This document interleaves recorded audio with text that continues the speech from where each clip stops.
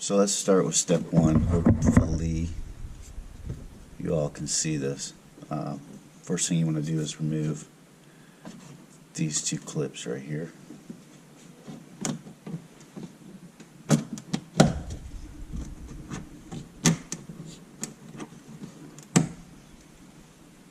Set those aside. Then reach up here and pull this back.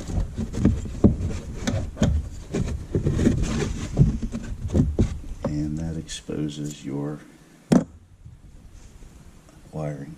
The one on the top is the turn signal. Twist it counterclockwise. Pull it out. Pull out the bulb. Dag. Set that aside. Get the new bulb, which requires a little bit of setup. You're going to need the 4mm screws.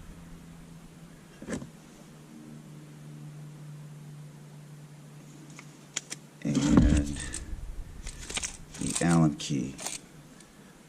But it comes with both bulbs. So this key. And then they'll have extra screws. So these are the two screws out of the other bulb that I already did. Don't need that.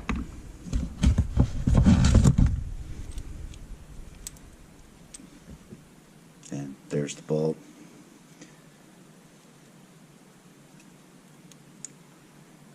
And this is actually tougher to do on camera than I thought. I'm going to use this hole. And then one directly across.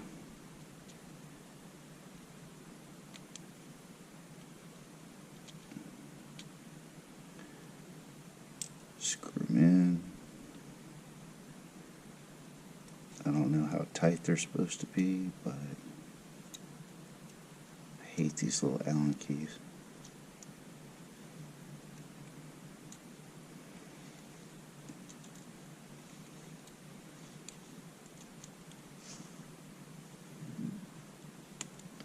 Okay, that one's tight. Now that's tight. Alright.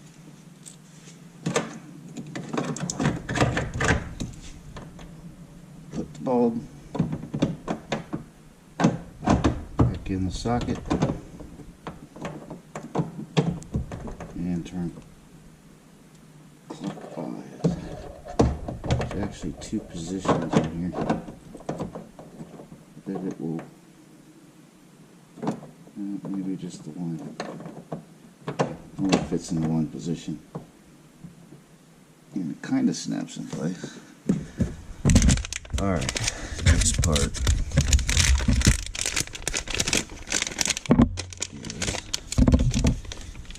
the Y adapter. Alright, so how I did this on the other side is I lined up these notches and push in, tighten that,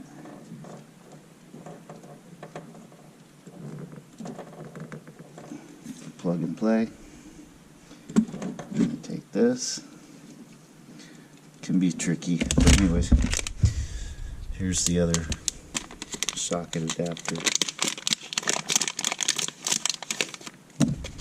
and in the unboxing I forgot to mention that it comes with heat shrink, so you can waterproof the connection. You'll see.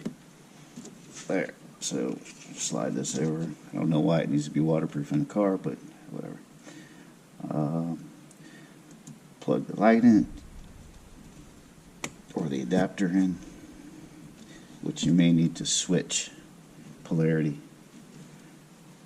You'll find out when you test it. Line up the notch,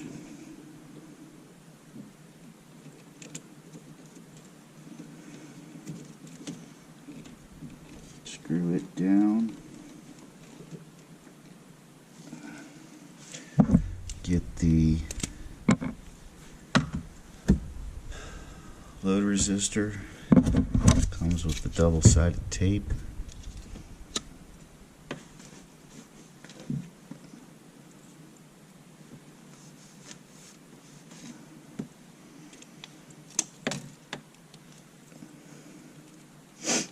And you can screw these on too, if need be.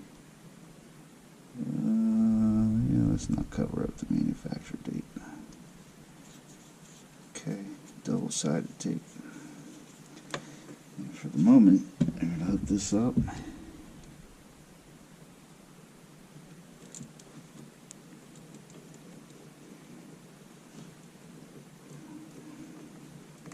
Oh, I forgot to mention this socket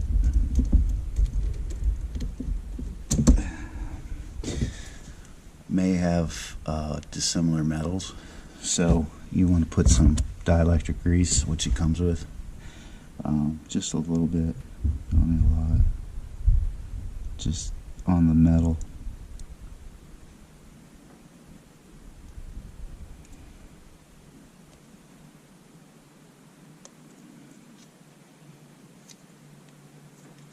Could probably use it on the screw terminals on the vleds too. But anyways, a little bit of that. Got a 50-50 shot here. Put that back in.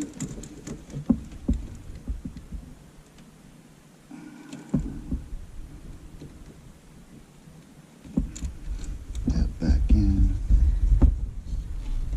And then check polarity.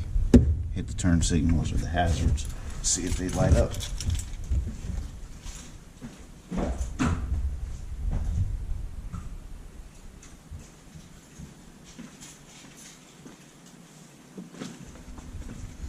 And it doesn't, so I've got the polarity backwards. Turn it 180 degrees. Anyways, once the polarity's right, you'll know it'll start flashing. I can't do this on camera because I have to unplug the light to use my heat gun. I only have one available outlet right now. Anyways, but you take the heat shrink and you put it over here and heat it up.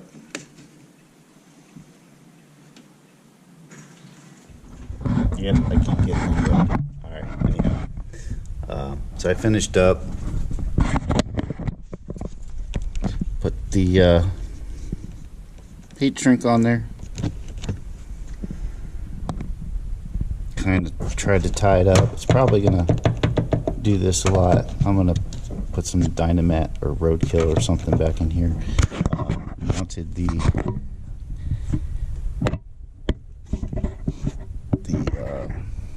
load resistor down there. I don't know if you can see that. Just with double-sided tape. Same spot I did on the other side, but the carpet doesn't like sit up against it, so it should be alright. I don't think it's going to get hot enough to catch a fire or anything. And then put all this back.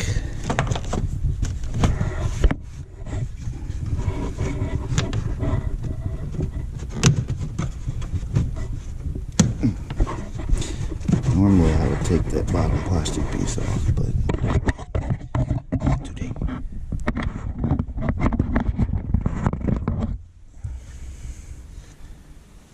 And then put these plastic pins back in.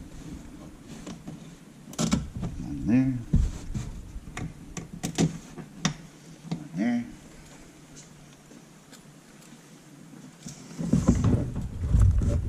Unplug the shop light.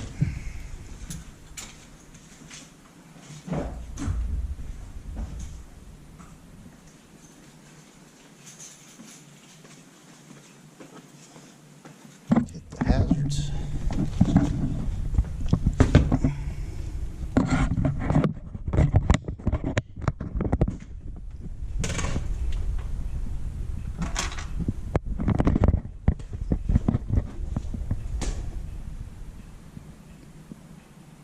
go.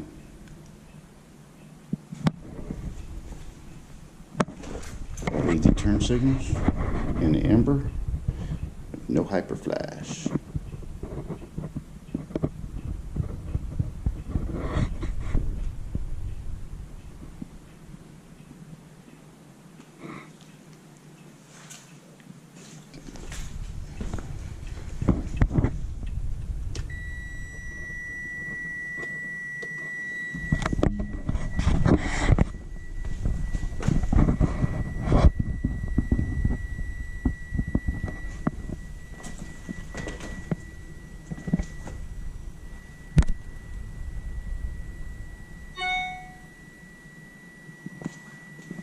So it means everything in the back of the car now is LED.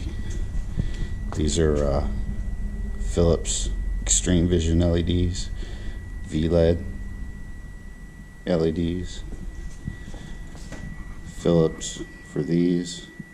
Of course, the third brake light's already LED, and then the reverse lights are also Philips Extreme. So everything back here is LED now. Next will be these stupid incandescent headlights and maybe the front turn signals. I don't know. Alright, well, there you have it.